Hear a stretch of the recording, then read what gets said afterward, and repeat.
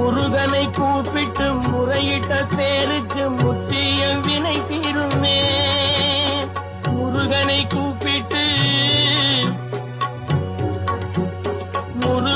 கூப்பிட்டு முறையிட்ட பேருக்கு முற்றிய வினை தீருமே. உடல் பற்றிய பிணியாருமே வாழ்க்கை முற்றிலுமே நலம் பெற்று இனி துரமெத்த இன்பம் சேருமே. அப்பன் முருகனை கூப்பிட்டு